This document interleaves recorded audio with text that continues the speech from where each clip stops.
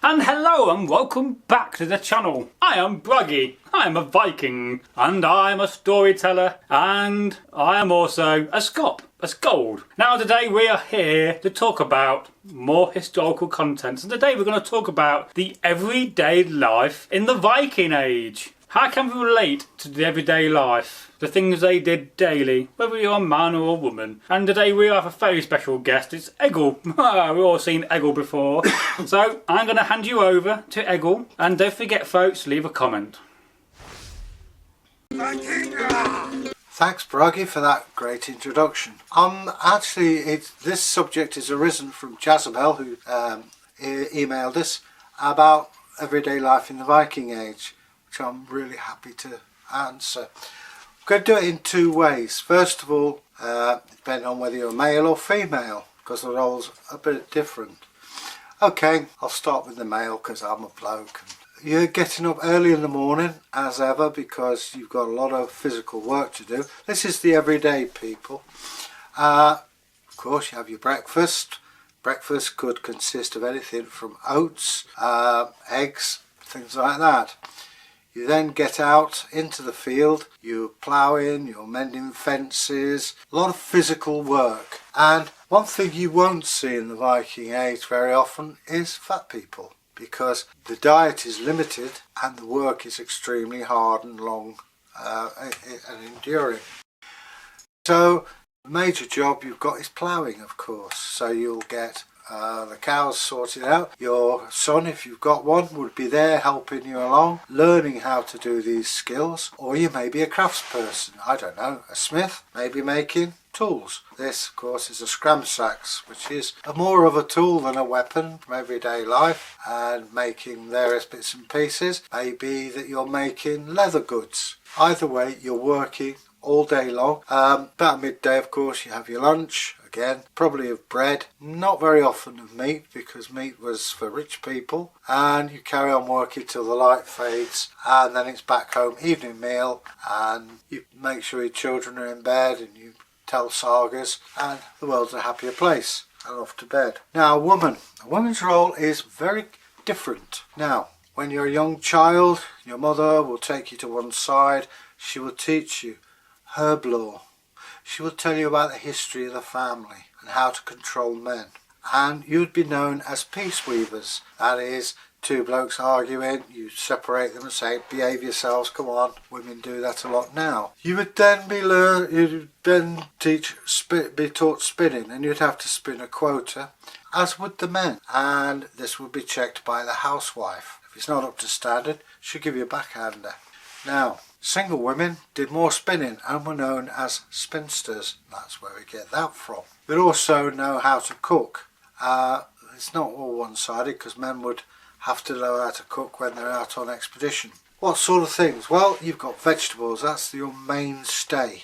Pulses, beans, corn, if you're going to get it. How to make the bread. You've got to make the bread before you go to bed, ready for the morning. And bread itself wouldn't necessarily be just wheat.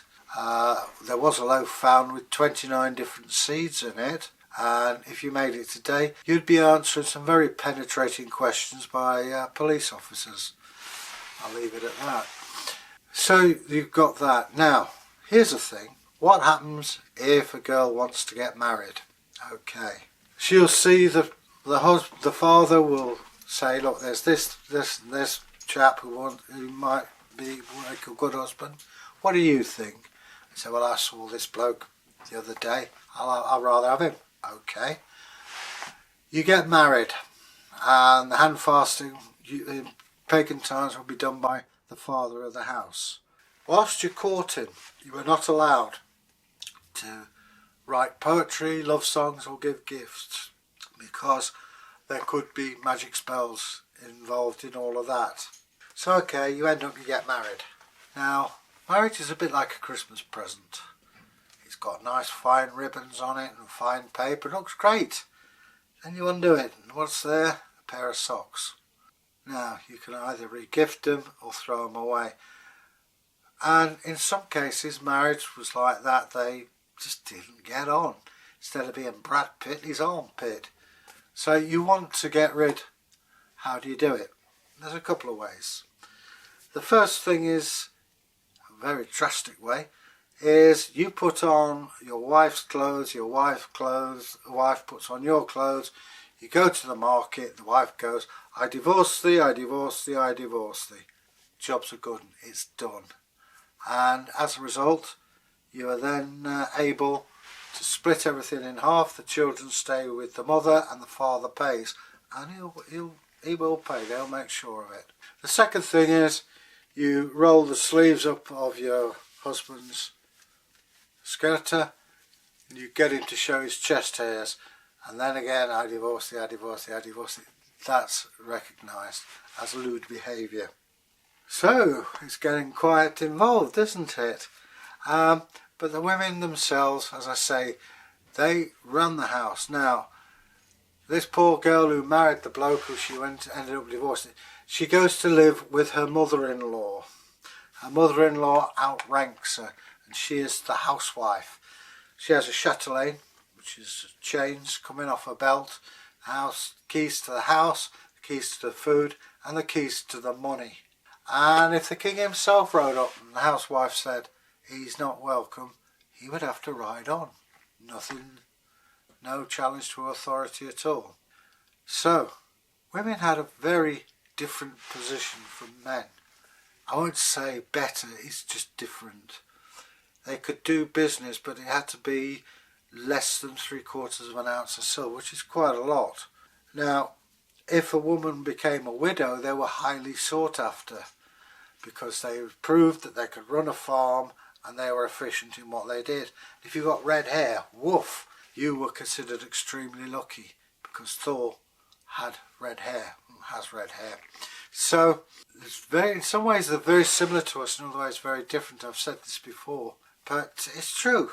You know, they've got to work, they have to get up in the morning, but they do some things that we would find a little different. Same with us. The main thing that is different between us and them is dirt.